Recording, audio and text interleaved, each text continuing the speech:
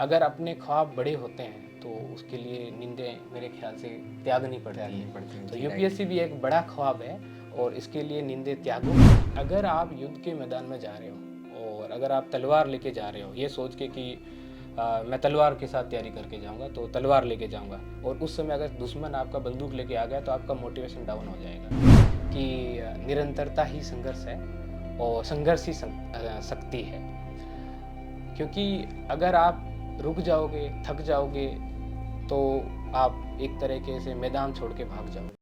Hello everyone, welcome to स्टूडेंटो friends. अभी हमारे साथ हैं अशोक सर, जिन्होंने यूपीएससी को क्रैक किया है हिंदी मीडियम बैकग्राउंड के साथ ही साथ इनका जो ऑप्शनल है वो हिस्ट्री था, और इनको करीब 8 to 10 ईयर हो चुके हैं प्रिपरेशन करते हुए, और इनका ये 5th अटैम्प्ट में सिलेक्शन हुआ है। इसके पहले इन्होंने 2 बार इंटरव्यू दिया है यूपीएससी का। तो चलिए आज हम इनसे डिस्कस करते हैं इनकी स्ट्रैटेजी, ओवरऑल इनका एक्सपीरियंस क्या रहा।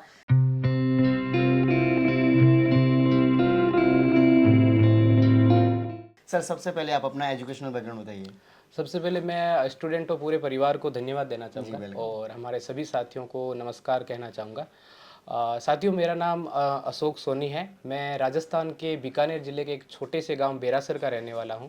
मैंने अपनी पूरी प्रारंभिक शिक्षा अपने गांव से ही ग्रहण की है, और उसके बाद में मैंने ग्रेजुएशन भी एक स्वयं पाठी विद्यार्थी के रूप में की, और उसके बाद में मैंने यहाँ 1 साल के लिए मैं दिल्ली आया था यूपीएससी की प्रिपरेशन के लिए, और उसके बाद करीबन 5 अटेम्प्ट मैंने यूपीएससी के दिए। एक काफ़ी लंबा समय लगा, और उसमें ये मेरा दूसरा इंटरव्यू था, और इस बार फाइनली मुझे यूपीएससी सिविल सर्विस एग्जामिनेशन 2023 में अंतिम रूप से चयनित होने का अवसर मिला।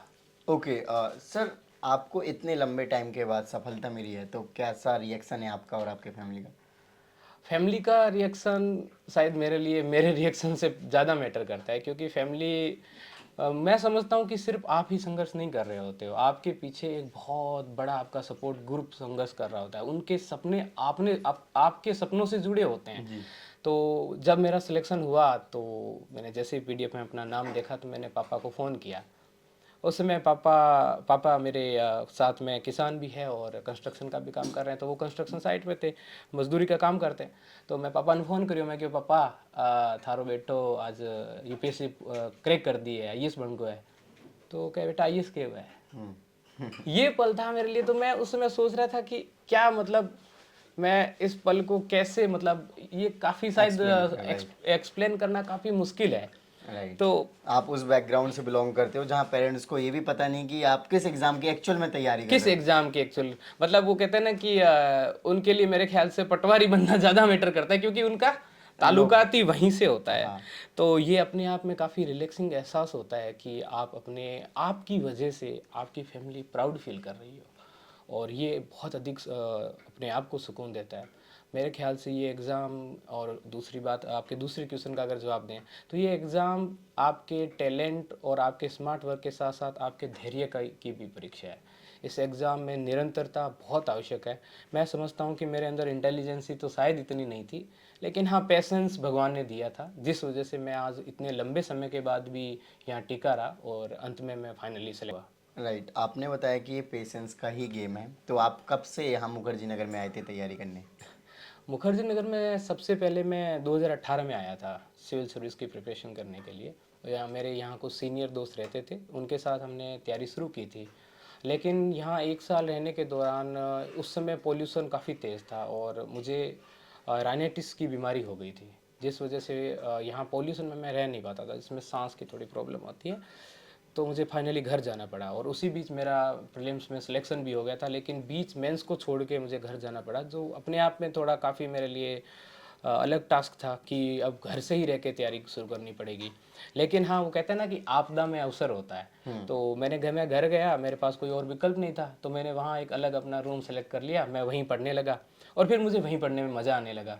तो फिर मैंने वहीं से पढ़ के, अब मैं दिल्ली या मुखर्जी नगर बीच में कभी कभी आता हूँ, लेकिन मोस्ट ऑफ वहीं से पढ़कर फिर मैंने वहीं से पढ़ना स्टार्ट किया। तो मुखर्जी नगर से वैसे जुड़ाव तो पिछले 7-8 साल से हैं, क्योंकि मुखर्जी नगर तो वो कहता है ना कि अपना आईएएस का पूरा धाम है, गंगा जमुना और सरस्वती तीनों यही है। ये एक मंजिल है तो रास्ते भी होंगे, और और एक मेंटर भी जो मुश्किलों को आसान बना दे। नतीजे संयोग नहीं होते, दूसरों से बेहतर स्कोर होते हैं। GS Score, an institute for civil services. Good career is a process, and mentoring at GS Score is driven by primarily two objectives. One is empowerment, and another is excellence. This is what we are known for. कामयाबी की राह पर 1000 से भी ज्यादा निशान। GS Score।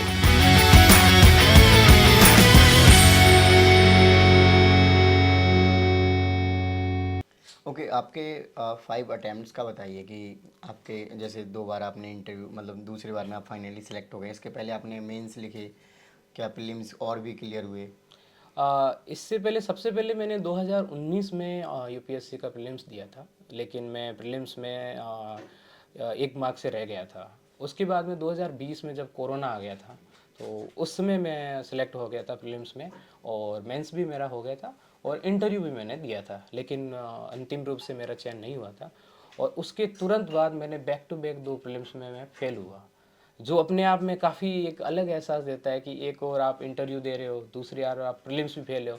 और मैं समझता हूँ रियल यूपीएससी यही है, इंसान को बहुत ज़्यादा वो धरातल पर ला के रख देती है कि देखो एक तरफ आप इंटरव्यू भी दे रहे हो, दूसरी तरफ पीटी भी फेल हो, जो कि इस एग्ज़ाम का नेचर है। तो ये हमें कुछ सिखाता भी है कि आपके लाइफ में अप्स एंड डाउन्स आते रहेंगे और इसे हमें सीखना भी चाहिए। और कहीं ना कहीं अप्स एंड डाउन्स हमें एक अपने जो कह सकते हैं मेंटेन है, कह सकते हैं ना कि हमें घमंड आ जाता है कई बार कि हाँ 1-2 अटेम्प्ट में सिलेक्शन हो गया, फिर उस तरीके से चीज़। ओके सो आपने जब ऑप्शनल वगैरह चूज़ करने का प्लान किया या फिर जैसे जनरली हिंदी मीडियम के जो स्टूडेंट्स होते हैं वो हिंदी साहित्य ले लेते हैं, तो ये सब चीज़ें कैसे स्टार्ट करी? और आपने बताया आपके फ्रेंड्स वगैरह के साथ आपने तैयारी स्टार्ट करी थी। हिस्ट्री को लेके मैं शुरू से श्योर था। एक्चुअली हिस्ट्री को मैंने शायद पढ़ने से ज़्यादा पूजा है। मैं 11th और 12th से ही मेरे पास हिस्ट्री थी। मैंने 12th हिस्ट्री से बहुत ही अच्छे मार्क्स 100 में से 97 मार्क्स के साथ हिस्ट्री क्लियर की थी। ग्रेजुएशन में भी मैंने हिस्ट्री में टॉप किया था और पोस्ट ग्रेजुएशन भी मैंने हिस्ट्री से की, और ऑप्शनल में भी मैं हिस्ट्री रखा। तो हिस्ट्री को लेके मैं ऑप्शनल को लेके बिल्कुल भी डाउट में नहीं था। लेकिन अगेन मैंने ये देखा है मेरे कुछ साथियों के साथ या ऑप्शनल को लेके काफ़ी प्रॉब्लम होती है। तो मेरा यही सुझाव होगा कि ऑप्शनल को चूज़ करने से पहले सिर्फ ये ना सोचे कि आपका उसमें बैकग्राउंड है या नहीं है, ये ज़रूर सोचे कि उसमें आपका इंटरेस्ट कितना है। ऑल ओवर हो सकता है कि आपका पहले या दूसरे अटैम्प्ट में हो जाए, या हो सकता है मेरी तरह आपको 5 अटैम्प्ट तक लगे रहना पड़े। तो वो ऑप्शनल ऐसा होना चाहिए कि उसमें आपको इंटरेस्ट आए। जी बिल्कुल। तैयारी जब आपने स्टार्ट करी थी तो जब अप्रोच बनानी होती है कि किस तरीके से प्लान लेके चले, क्या करना चाहिए नहीं करना चाहिए, तो वो कैसे स्टार्ट किया था आपने? इसके लिए मुझे मेरे सीनियर्स ने काफ़ी हेल्प की थी। उसी समय हमारे एक सीनियर का सिलेक्शन भी हुआ था। तो सबसे पहले मैंने स्टार्ट किया था कि मैं एनसीईआरटी मैंने पढ़नी स्टार्ट कर दी। करीबन 6 महीने तक मैं एनसीईआरटी पढ़ा, और एनसीईआरटी पढ़ने के बाद मैंने पीवाईक्यू स्टार्ट किए। तो पीवाईक्यू मैं समझता हूँ कि यूपीएससी में अगर आपका सबसे बड़ा कोई गुरु है तो वो पीवाईक्यू है। पीवाईक्यू आपको सब बता देता है कि आपको कैसे तैयारी करनी है, अगर उसको आप बहुत ही बेटर ढंग से कर ले। तो पीवाईक्यू ने मेरी अप्रोच बनाने में मदद की। फिर मुझे पता चला कि हाँ कुछ बेसिक बुक्स है, कुछ स्टैंडर्ड बुक्स है, उनको पढ़ना अपने आप में काफ़ी ज़रूरी है। तो फिर मैंने उनको पढ़ा। फिर मैंने कुछ टीचर्स की भी हेल्प ली जिन्होंने मुझे गाइड किया पर्सनली, और धीरे धीरे ये कारवां चलता गया। और ओके जैसे कि आपने बताया कि एनसीईआरटी को आपने पढ़ा और फिर आप पीवाईक्यू अटेंड करने लग गए, तो बट ऐसा होगा कि आपको क्वेश्चंस नहीं बन रहे होंगे उस टाइम पे। ज़रूरी नहीं कि एनसीईआरटी से ही आसानी से आप अटेंड कर सकते हो क्वेश्चंस को। तो फिर उस टाइम पे वो नहीं लगा कि शायद हमसे नहीं हो रहा है, क्या है कैसे है? क्योंकि पहले सिलेबस कवर करना चाहिए, तभी तो पीवाईक्यू आप अटेम्प्ट कर पाओगे। बिल्कुल, ये आपने बहुत ही सही बात की, क्योंकि यूपीएससी के एग्ज़ाम का ऐसा नेचर है कि हर तीसरे दिन आपको लगेगा कि मेरा नहीं होगा, और फिर जब आप 2 दिन पढ़ोगे तो आपको लगेगा कि हाँ मेरा ज़रूर होगा।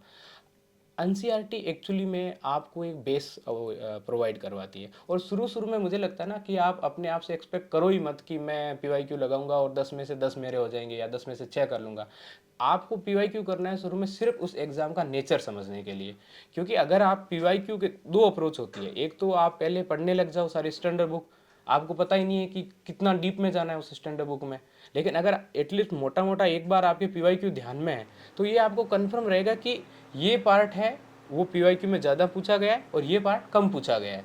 तो एक आप अप्रोच बना पाओगे। इसलिए मैं समझता हूँ कि एक बार एनसीईआरटी जो आपकी अप्रोच बना देगी, फिर पीवाईक्यू जो आपको ये बताएगा कि कौन सा सब्जेक्ट का कौन सा पार्ट इंपॉर्टेंट है या उससे किस टाइप के यूपीएससी क्वेश्चन पूछती है। फिर जब आप अपनी बेसिक बुक्स में उतरोगे तो उसको आप और कहीं अधिक एब्जॉर्ब कर पाओगे। ये मेरी रणनीति रही है। आपने बताया था कि आपका प्रीलिम्स 1 मार्क्स से रह गया था, तो आप प्रीलिम्स का जो पेपर है जब जाते थे एग्जाम हॉल में, तो कितने क्वेश्चन का टारगेट करके जाते थे अटेम्प्ट करूंगा, ऐसा कुछ रहता था, या फिर ऑन द स्पॉट जिस टाइप से पेपर का लेवल आ रहा है या फिर आपको बन रहा है पेपर उसके अकॉर्डिंग? मेरे एक दोस्त ने ना मुझे एक बात कही थी, वो मैं यहाँ कोट करना चाहूँगा कि अगर आप युद्ध के मैदान में जा रहे हो और अगर आप तलवार लेके जा रहे हो ये सोच के कि मैं तलवार के साथ तैयारी करके जाऊँगा तो तलवार लेके जाऊँगा, और उस समय अगर दुश्मन आपका बंदूक लेके आ गया तो आपका मोटिवेशन डाउन हो जाएगा। ये बात मेरे आज भी दिमाग में घुसती है कि अगर आप ये सोच पहले से स्ट्रेटेजी बना के जा रहे हो कि मैं पीटी में ये क्वेश्चन करूँगा, 70 करूँगा या 80 करूँगा, और आप गए और यूपीएससी ने आपको सरप्राइज कर दिया और फिर आपका मोटिवेशन डाउन हो गया। ये मोस्ट ऑफ पिछले 3 सालों से तो ये बात बिल्कुल फिट बैठती है। यूपीएससी हर बार पीटी में सरप्राइज करती है, हर बार वो अपना नेचर चेंज करती है। तो मेरे ख्याल से एक बेसिक स्ट्रेटेजी आपकी होनी चाहिए कि मुझे क्वेश्चन कैसे करने हैं, लेकिन कितने करने हैं या कैसा नेचर है ये वहीं सिलेक्ट करना ज़्यादा सही है। फॉर एग्जाम्पल इस बार वाला 2023 का प्रीलिम्स में मेरे साथ हुआ, 2023 के प्रीलिम्स आपने भी देखा होगा कि उसका नेचर काफ़ी चेंज था। तो मैंने उस एग्जाम को पेपर को देखते ये सोचा कि 10-15 क्वेश्चन जब मैंने कर लिए तो कि इस पेपर में हम जितने ज़्यादा अटेम्प्ट करेंगे उतना सेफ खेलेंगे, क्योंकि बिल्कुल श्योर आंसर निकाल पाना काफ़ी मुश्किल था। इसलिए मैंने 100 में से 100 अटेम्प्ट किए, जो मुझे लगता है कि एक सही स्ट्रेटेजी हो सकती है। ओके, अभी मैंने प्रद्युमन भाई का भी इंटरव्यू किया था, तो वो भी हिंदी मीडियम के ही टॉपर है, तो उन्होंने भी 100 में 100 ही अटेम्प्ट करे थे क्वेश्चन। ये इसलिए ना क्योंकि इस वाले पेपर का नेचर था, और जो लंबे टाइम से लगे हुए हैं तो एक पीवाईक्यू के जरिए एक नेचर समझ पाते हैं कि हाँ इसमें क्या करना है और इसमें क्या नहीं करना है। सर प्रीलिम्स के बारे में और बताइए कि प्रीलिम्स को क्या अप्रोच होनी चाहिए, कौन कौन से स्टैंडर्ड बुक्स को रेफर करना चाहिए? जहाँ तक मैं इस जर्नी से समझ पाया हूँ, यूपीएससी का प्रीलिम्स यूँ कहें कि यूपीएससी के पूरी जर्नी का सबसे अलग सबसे कठिन पार्ट है, क्योंकि यूपीएससी का जो यूपीएससी को कहते हैं ना कि UPSC one of the world की सबसे हार्डेस्ट एग्जाम है, तो वो प्रीलिम्स के लिए कहा जा रहा है, क्योंकि प्रीलिम्स अपने आप में अनप्रिडिक्टेबल है। आप उसको फाइट करना जा रहे हो जिसके बारे में आपको कोई प्रेडिक्शन नहीं है, वो कहीं से भी क्वेश्चन पूछे जा सकते हैं या किसी भी टाइप से पूछे जा सकते हैं। अगेन एक चीज़ कुछ चीज़ें फिक्स रहती है। फॉर एग्जांपल अगर आपने पीवाईक्यू को बहुत अच्छे से किया है, मैं एक लाइन कहता हूँ अपने दोस्तों को कि आप पीवाईक्यू को पढ़ो नहीं, आप पीवाईक्यू को जियो। पीवाईक्यू ही है जो आपको ये बताएंगे कि यूपीएससी के क्वेश्चन का नेचर क्या है, वो आपको बताएंगे कि यूपीएससी के क्वेश्चन की डिमांड क्या है या यूपीएससी स्पिरिट क्या है। जब अब जैसे मेरे साथ है, अगर आप मेरे से आके तुरंत पूछोगे कि इसका आंसर बता दो तो मेरे से नहीं होगा, लेकिन हाँ ये है कि पीवाईक्यू अगर है तो मैं उसको सही कर दूंगा। कैसे होता है ये एक लंबा जब हम प्रैक्टिस कर लेते हैं ना, लेकिन उस जैसे आप बता रहे थे कि बेसिक बुक्स के बारे में, इसकी कोई फिक्स बेसिक बुक्स तो है नहीं, लेकिन फिर भी कुछ बुक्स ऐसी है जिनका मुझे लगता है कि अभी तक तो उनका कोई तोड़ है नहीं। फॉर एग्जाम्पल अगर पॉलिटी के लिए हैं तो मैं कहूँगा Laxmikanth is the only one solution for the polity. Art and culture की अगर हम बात करें तो नितिन सिंघानिया सर की जो बुक हैं वो एक वन स्टॉप सॉल्यूशन है। अगर हम मॉडर्न हिस्ट्री की बात करें तो स्पेक्ट्रम मेरे ख्याल से बहुत ही अच्छा ऑप्शन है, और उसके साथ अगर हम एंशिएंट हिस्ट्री की बात करें और मिडिवल हिस्ट्री की बात करें तो इसमें मैं समझता हूँ कि ओल्ड एनसीईआरटी है, जैसे हमारे सतीश चंद्रा सर की मिडिल हिस्ट्री के लिए और आर.एस. शर्मा की एंशिएंट हिस्ट्री के लिए बहुत ही रिलायबल बुक्स है। और अगर हम इकोनॉमी की बात करें, ये काफ़ी डायनामिक सब्जेक्ट है, इसकी कोई फिक्स बुक है नहीं मार्केट में, तो इसके लिए आप किसी भी अपने जो टीचर की अगर क्लास कर रखी है या किसी भी टीचर के नोट्स उसको मेरे ख्याल से फॉलो करना, और जो बेसिक चीज़ें हैं उनको आप 11th की इकोनॉमी की एनसीईआरटी से कर लें। और उसके बाद में एनवायरनमेंट और साइंस टेक, ये दोनों डायनामिक सब्जेक्ट हैं, करंट बेस्ड सब्जेक्ट हैं, तो इनको आप जो इनकी बेसिक चीज़ें हैं, बेसिक टर्म हैं, उनको आप जानो और उसके साथ इसको करंट से अटैच करो। अब बात करते हैं जियोग्राफी की। जियोग्राफी के लिए मैं समझता हूँ कि 6 से लेके 12 तक की एनसीईआरटी अपने आप में सही है, और उसके साथ साथ अगर हम कुछ ऐड करना चाहें, वैसे तो इसमें ऐड करने की ज़रूरत नहीं है, लेकिन ऐड करना चाहें तो यूट्यूब और इंटरनेट मीडिया इसमें काफ़ी सहयोगी है। क्योंकि अगर हम पिछले 3 सालों का यूपीएससी का नेचर देखें तो ज्योग्राफी में जो मैप बेस्ड क्वेश्चन है, या अगर स्पेशली मैं बात करूं तो जो करंट साइड के हैं उन पे क्वेश्चन ज़्यादा हैं। तो हमें कोशिश ये करनी चाहिए कि जो इंटरनेट पे कुछ सर्च कर लेना चाहिए कि पिछले 1 साल से जो साइट चर्चा में रही है उनको बेटर ढंग से कर लें। अब जो मोस्ट इम्पोर्टेंट पार्ट है वो है करंट अफेयर। करंट अफेयर के लिए हमें सबसे पहले तो एक तो कसम ही खा के रखनी है कि मुझे एटलीस्ट हफ्ते में 7 दिन है तो कम से कम 3 से 4 दिन न्यूज़पेपर पढ़ना है। न्यूज़पेपर का कोई भी अल्टरनेटिव नहीं है। उसके साथ आप कोई एक मैगजीन पढ़ सकते हो। अब बात अगर हम करें सीसेट के लिए बुक्स की, तो सीसेट के लिए कोई भी एक गाइड या एक बुक अभी मार्केट में इतनी अच्छी नहीं है कि सीसेट की डिमांड पूरी करते हैं। इसके लिए अलग अलग हमें अप्रोच अपनानी पड़ेगी। जैसे कि अगर मैं बात करूं कॉम्प्रिहेंसिव की, तो उसके लिए मेरे ख्याल से PYQ एनफ है। अगर हम पिछले 10 सालों के PYQ को सीसेट के लिए 3 से 4 बार करते हैं तो आप समझ जाओगे। उसके साथ साथ अगर रीजनिंग और मैथ्स की बात करें तो मुझे लगता है कि अगर हमारी मैथ्स बैकग्राउंड है तो मेरे ख्याल से practice is enough for him और हर। लेकिन अगर आर्ट्स बैकग्राउंड है या मैथ्स कमज़ोर है तो मेरे ख्याल से किसी यूट्यूब चैनल पे किसी टीचर की क्लासें जो आपको सही लगे वो आप देख सकते हो। ओके, अब मेंस के बारे में भी डिटेल में बता दीजिए। इसी तरीके से आपने बहुत अच्छे से एक्सप्लेन किया प्रीलिम्स के बारे में। जी वेलकम। मेंस का अपना एक अलग डिमांड है। मेंस में जैसे आपका जो ऑप्शनल है वो जब आप प्रीलिम्स दे रहे हो उससे पहले आपका ऑप्शनल अच्छे से कंप्लीट होना चाहिए, क्योंकि 3 महीनों का जो दौर मिलता है मेंस को, मैं एक वर्ड कहता हूँ, ये घुड़दौड़ है। इस घोड़े की रेस में जो सबसे तेज दौड़ेगा, जो सबसे आगे दौड़ेगा वो निकल जाएगा। मेंस कुछ भी अनप्रिडिक्ट नहीं है, मेंस पूरा प्रिडिक्ट है। आपके सामने यूपीएससी का पूरा पेपर आउट है। अगर आप पिछले 10 सालों के पीवाईक्यू को बहुत ही अच्छे से जज कर लो तो आपको ये तक पता है कि किस सेक्शन से क्वेश्चन आने वाला है फॉर ऑप्शनल।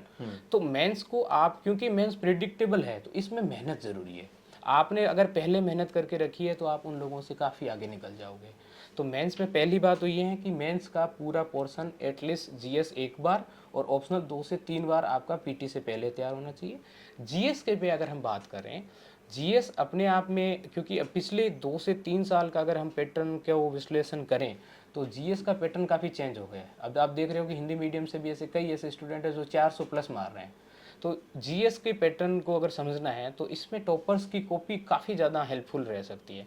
जिन टॉपर्स ने अच्छे मार्क्स से जीएस को कवर किया है उनकी कॉपी देख के ये समझना चाहिए। जैसे इस बार मैंने रवि सियाग सर की कॉपी को काफ़ी विश्लेषण किया और देखा कि उनका जो राइटिंग पैटर्न है वो काफ़ी अलग है और इसी वजह से उनको अच्छे मार्क्स भी मिले हैं। तो ये ज़रूरी है कि हम टॉपर्स की कॉपी अच्छे से देखें। उसके साथ एक जो नए हमारे साथी हैं उनको एटलीस्ट हफ्ते में 2-3 दिन एक आंसर राइटिंग की प्रैक्टिस भी करनी चाहिए, क्योंकि आपकी कभी भी, वो कहते हैं ना कि दुनिया में सबसे अच्छा ग्रंथ कभी पहली बार लिखा नहीं गया, दुनिया में सबसे अच्छी बात कभी बोली नहीं गई, दुनिया में सबसे सुंदर स्त्री कभी थी ही नहीं। तो ठीक वैसे ही कि सबसे अच्छा आंसर कभी लिखा ही नहीं जाता है। जो आप लिख रहे हो वही सबसे अच्छा है, उसी पे ही फोकस करना है। और क्योंकि अब होगा क्या कि आप एक बार लिखोगे आप डिमोटिवेट हो जाओगे, इसलिए आपने जो लिखा है वो अच्छा है, उसी को इम्प्रूव करते रहिए। और जब आप प्रीलिम्स स्टेज तक कवर करने के स्टेज तक पहुंच जाओगे तो फिर आपको जो 3 महीने मिलेंगे उसमें आपका अच्छा सर्कल बन जाएगा। उसमें मेरे ख्याल से आप बहुत अच्छी आंसर राइटिंग कर लोगे। ओके, जो कंपलसरी इंग्लिश होती है वो हिंदी मीडियम वाले स्टूडेंट्स के लिए थोड़ा सा हर्डल हो जाती है, या फिर कितना एटलीस्ट उसको टाइम देना चाहिए? क्योंकि ऐसा नहीं है कि भाई अब स्टूडेंट कुछ सोचे कि शायद इसके वजह से हमारा सिलेक्शन रुक जाए तो उस पर ज़्यादा टाइम दे दे। आपने ये बहुत ही अच्छा मुद्दा उठाया है। जनरली इंग्लिश के साथ बड़ी एक दिक्कत है कि हम उसको बहुत लाइट में लेते हैं। और इस बार भी अगर हिंदी मीडियम का एक रिजल्ट इतना एक्सपेक्टेड अच्छा नहीं रहा है, इसका एक बहुत बड़ा रीज़न इस बार के यूपीएससी के मेंस में इंग्लिश का पेपर भी था। क्योंकि यूपीएससी ने पिछले 2 से 3 साल से इंग्लिश के पेपर को काफ़ी ज़्यादा टफ कर दिया है। मेरी ग्रेजुएशन इंग्लिश से, इंग्लिश लिटरेचर से हो रखी है और इंग्लिश मेरी बाय द वे ठीक है, लेकिन उसके बावजूद भी मेरे को बहुत ज़्यादा चैलेंज आया इंग्लिश वाले पेपर को लेके। तो क्योंकि सबसे बड़ी प्रॉब्लम यह है कि हम इंग्लिश के पेपर को ध्यान नहीं देते कि यार ये तो कंपलसरी पेपर है, लेकिन हमें ये नहीं पता कि ये कंपलसरी पेपर हमारी पूरी कहानी ख़त्म कर देगा यहीं पर। तो इंग्लिश के पेपर को बहुत ज़्यादा तो नहीं, लेकिन इस एक एडप्ट टाइम देने की आवश्यकता है। एटलीस्ट आपको हफ्ते में अगर 7 दिन है तो 2 से 3 दिन एटलीस्ट इंग्लिश का कोई न्यूज़पेपर देखना चाहिए इसके लिए।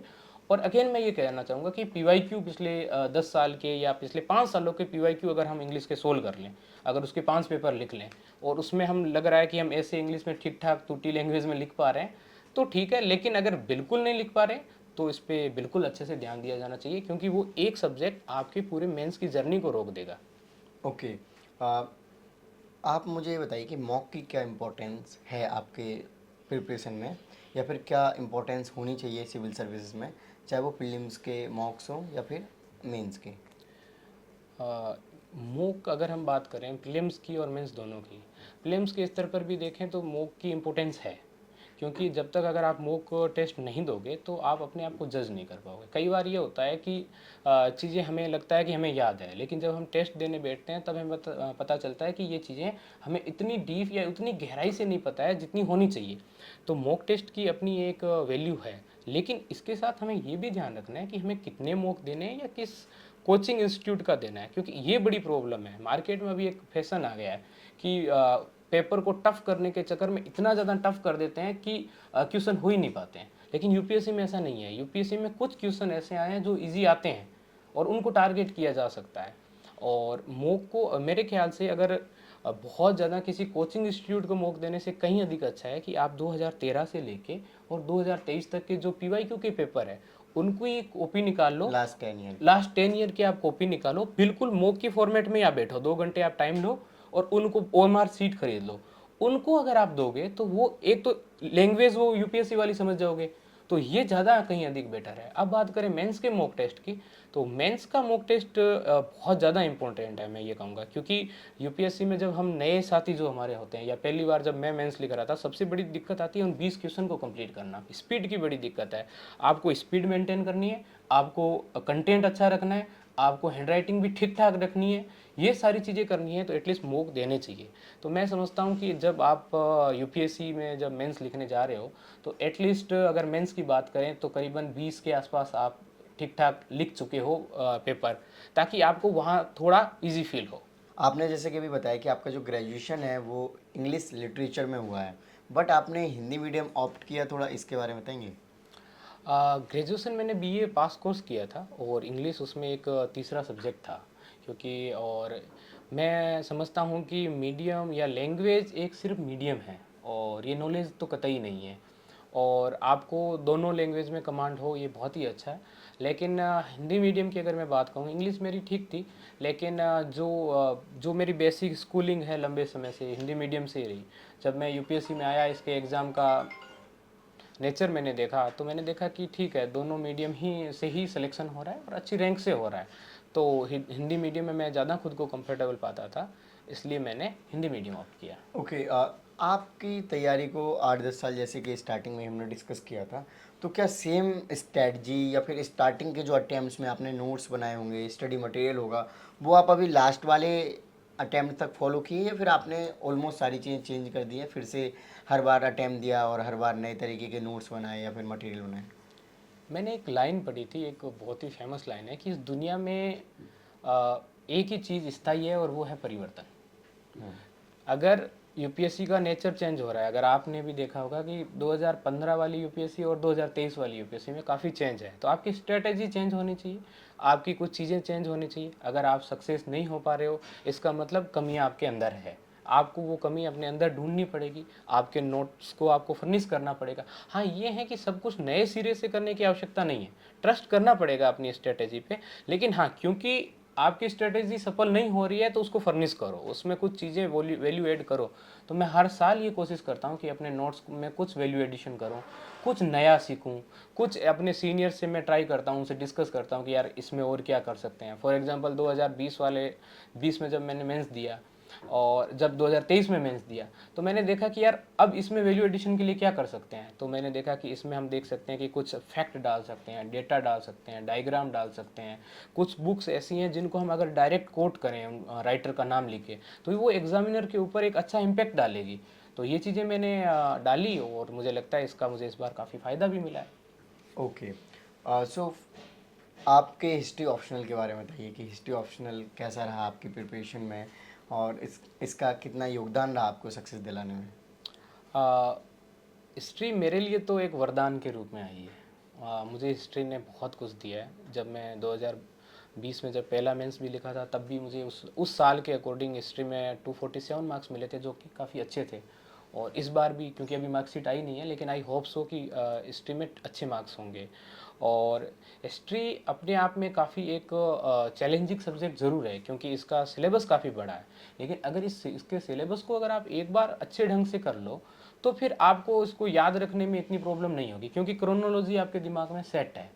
तो हिस्ट्री एक बड़ा सब्जेक्ट है, इसकी एक डिमांड है। हमें पीवाईक्यू को देखते हुए और इसके सिलेबस को देखते हुए उसकी डिमांड को समझना है। और स्पेशली इसमें सबसे बड़ा चैलेंजिंग टास्क है मैप के 50 नंबर का एक क्वेश्चन।